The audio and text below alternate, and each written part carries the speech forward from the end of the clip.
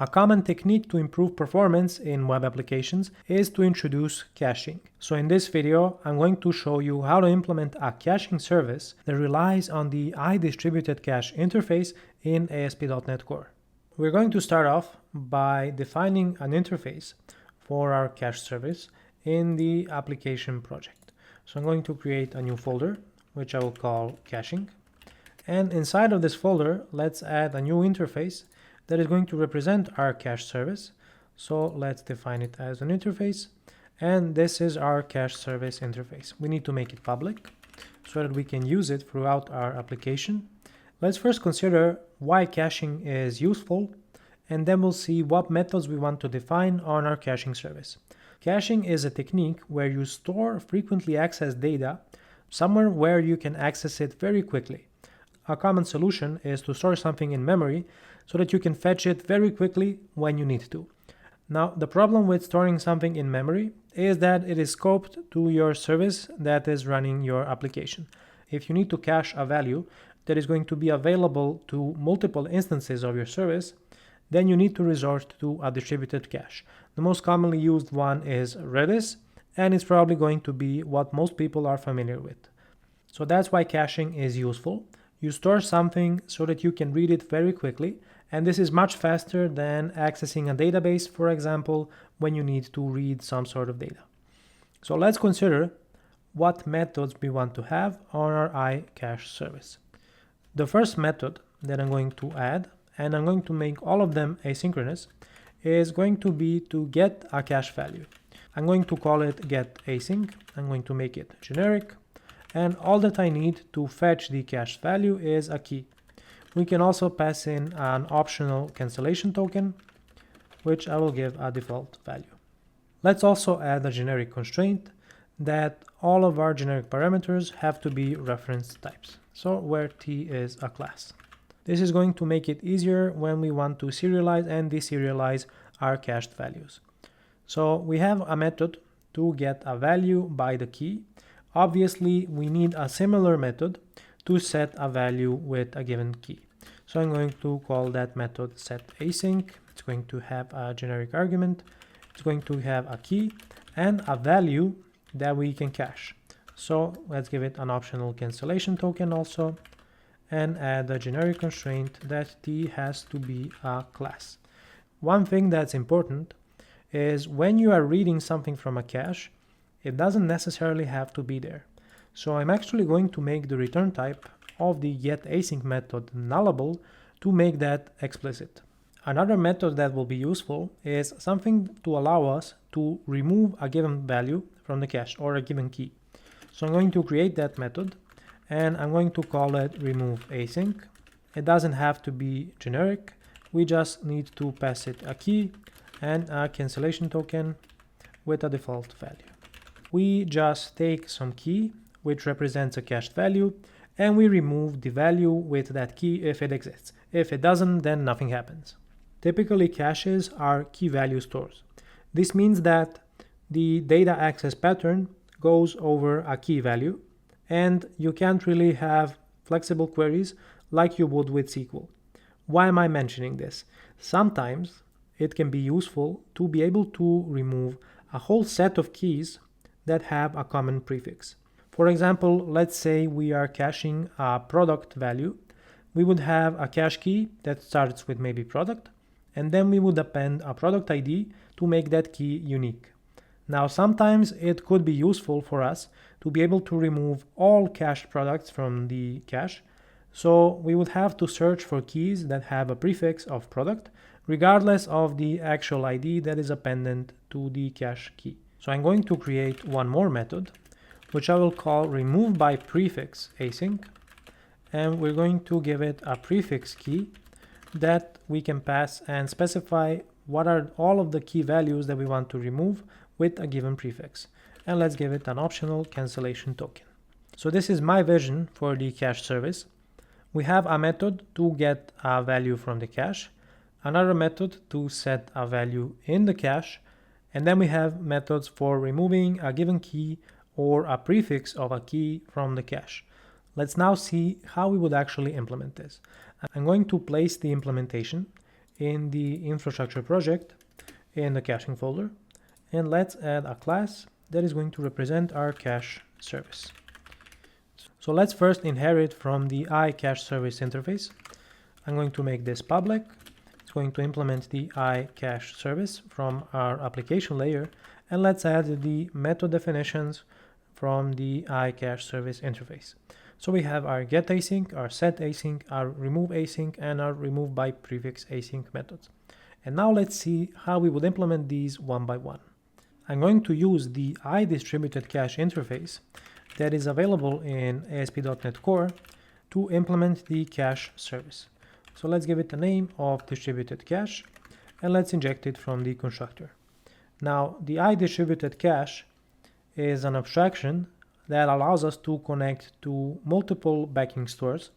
In this video, I'm going to be using just the in-memory implementation of the distributed cache, which is not actually a distributed cache, but it's very easy to connect IDistributedCache with a proper backing store like Redis.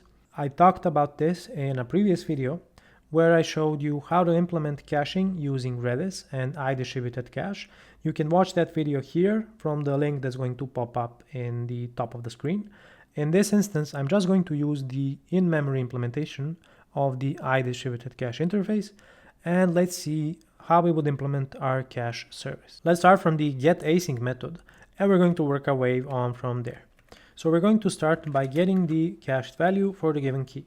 This is going to be a nullable string. So I'm going to call it cached value, and we're going to access it by calling distributed-cache getStringAsync, and we're going to pass it a key and a cancellation token. Of course, I need to make this method asynchronous, and we're going to await the call to getStringAsync. So let's add an await here, and I'm going to move these into separate lines. So we got our cached value back.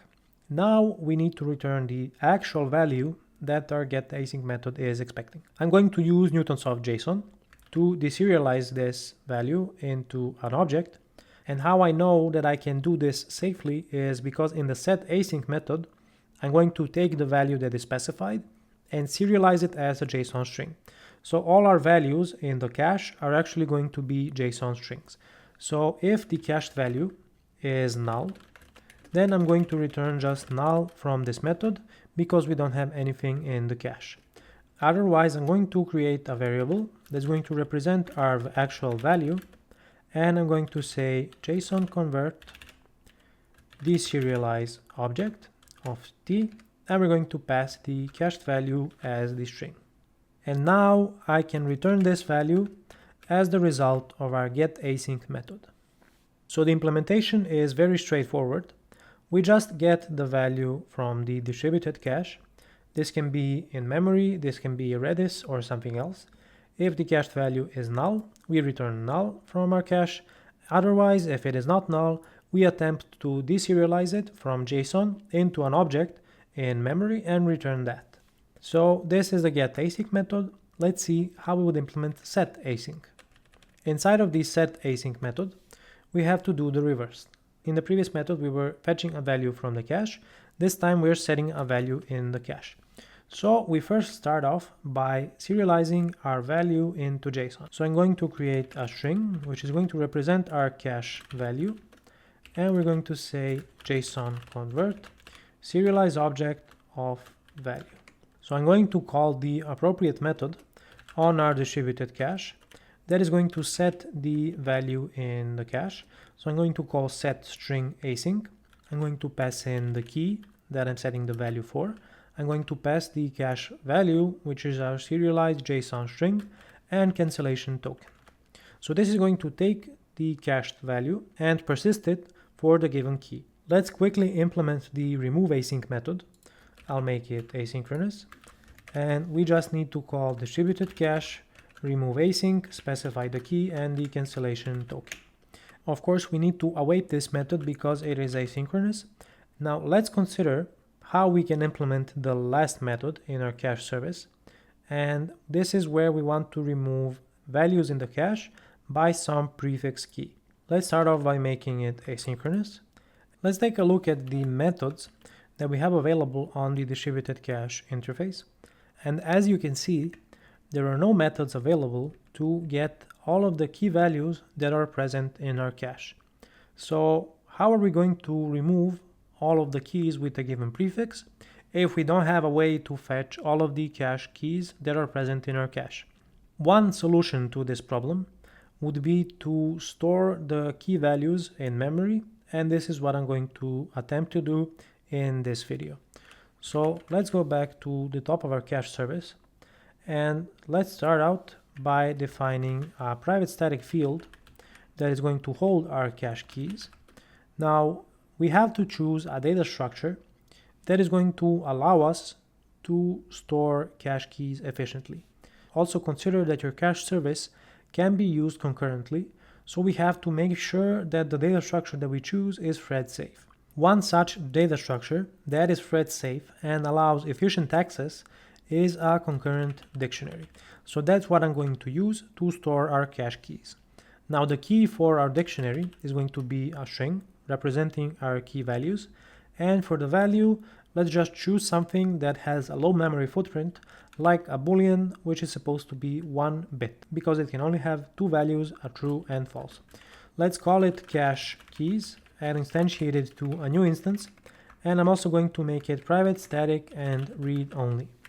Now that we have defined our concurrent dictionary, which is going to hold our cache keys in memory, let's see how we're going to use it.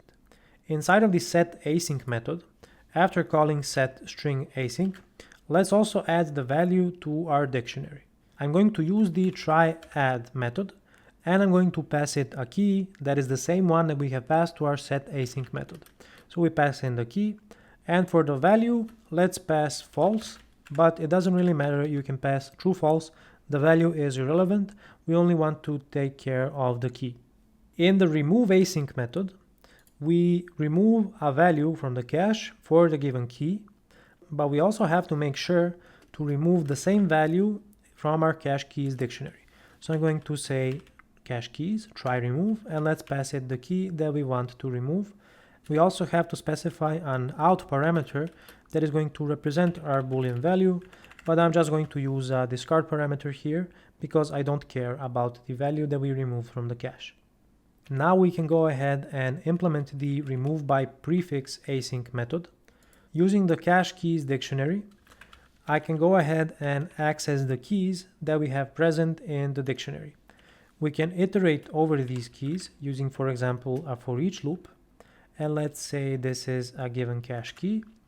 And I can say if the key starts with the prefix key that we have specified, then you just call the RemoveAsync method that we have already defined in our cache service, and you pass it the key and the cancellation token. This method is a little inefficient because it's going to iterate over all of the keys that are present in the dictionary, and then for each one it's going to issue an asynchronous call. So I'm going to show you an alternate implementation that may be more performant. So I'm going to comment this code out, and let's see how an alternative implementation would look like. I'm going to say cache keys, and we're going to iterate over the keys collection, and we're going to add a where statement, and we're going to look for keys that match the prefix key. So I'm going to say the key starts with the prefix key.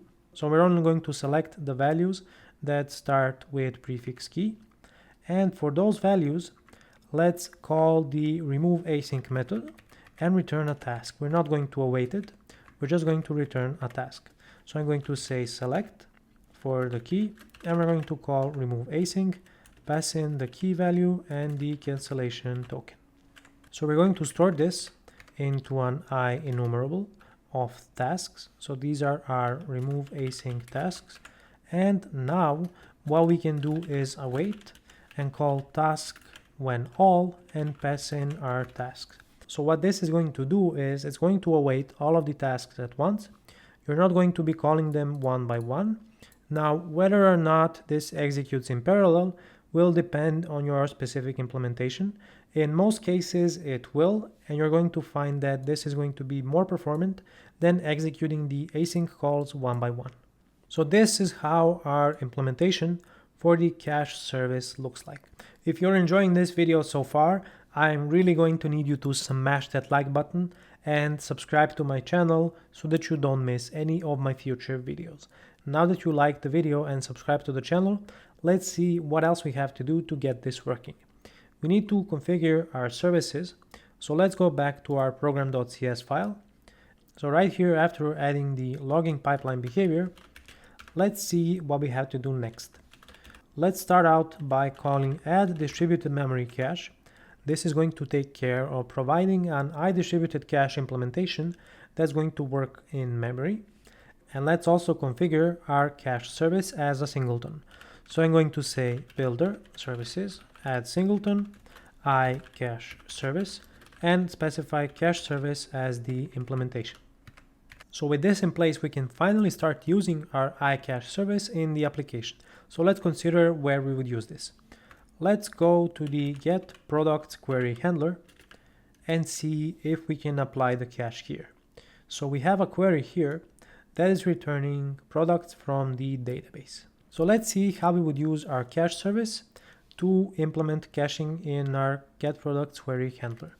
So let's start by trying to get back a list of product responses. Remember that this can be nullable because it may not be in the cache, and let's call it product responses. So how we get this is we call CacheService GetAsync, and I'm going to move this into a new line. So GetAsync, and we expect back a list of product responses. For the key, let's just specify products and pass in the cancellation token. So we got back our product responses, but the value may be null. So we can check if product responses is not null, then we return the cached value. If it is null, then we're going to go to the database and query our products. But first, before returning them here, we're going to need to cache them. So let's actually take the products to list here call and move it to an assignment of the product responses variable. We're also going to be returning product responses here. And now all that's left to do is to cache this value before returning it. So we're going to say CacheService SetAsync. We're going to use the same cache key that we're using for querying from the cache. And we're going to pass the values that we want to cache. We want to cache the actual product responses here. And also we can pass in the cancellation token. So this is the complete implementation of how we would use our cache service. So we first check if something is in the cache. If it is not null, we can return it. If it is null, we first query for the data, for example, from the database. We cache the data that we got back, and then we return the result from our query handler. You can create another method in the cache service that is going to implement this logic in a generic way. So if you take a look, the pattern here is check if the value is present in the cache. If it is, then return it. If it is not, then take it from whatever the source of the data is, and then add it to the cache and return it. So this is something that you're going to repeat again and again with this approach. So you will have to create a method that's going to wrap this logic. So let's quickly try to implement this method. I'm going to go back to the cache service, and we're going to add another implementation of GetAsync. Now this one is always going to return a result, so there's no nullable of t. We're going to call it GetAsync, and it's going to have slightly different parameters. So we're going to have a cache key, but this time we're going to have a function that returns a task of t. So this is going to be a function that you invoke to get back the results that you're going to store in the cache. So let's call it, for example, factory, and let's also add a cancellation token with a default value. We also have to add the generic constraint for our t generic argument. So I'm going to say where t is a class, and let's go to our ICacheService and implement this method. I'm going to add the implementation for this method, and now let's see how we're going to implement it. So I mentioned earlier what the pattern is. We first check if something is present in the cache. So I'm going to say t cached value, and we're going to call our getAsync method. We're going to specify t as the generic argument and pass in the key and the cancellation token. So we get back the cached value if it is present in the cache. So now we have to check if this value is not null. So if the cached value is not null, then we return it. Otherwise, if it is null, then we're going to use our factory function to populate the cached value. So I'm going to say cached value is await, and we just call the factory function. And now we have to store this value in the cache. So I'm going to say await SetAsync.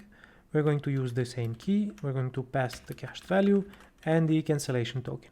So we got the value from the factory. We set it in the cache, and now we can return it from our method. So this is the pattern that you're going to be repeating again and again. You can additionally check that the value that you got back from the factory is not null and only cache it in that case. But ideally, you really want to implement your factory so that it always returns a not null value. So let's go back to our getProducts query handler and see how we would use the overload for the getAsync that implements all of this logic. So I'm going to just take this part here that executes the query for fetching the product from the database, and let's rewrite this method. So I'm going to say return, and let's await the call to CacheService, and we're going to call getAsync, but we're going to use the overload that we just defined. So I'm going to specify the cache key, which is products, and now I need to provide an async delegate that is going to represent our factory for getting a list of products. So this is the query that we used earlier. Let's add a variable for this query, which I will call products. And now I just return products and call toList to return a list of product responses. And let's also specify the cancellation token. So we can even turn this into an expression bodied method. And this is what happens when we apply this version of the CacheService.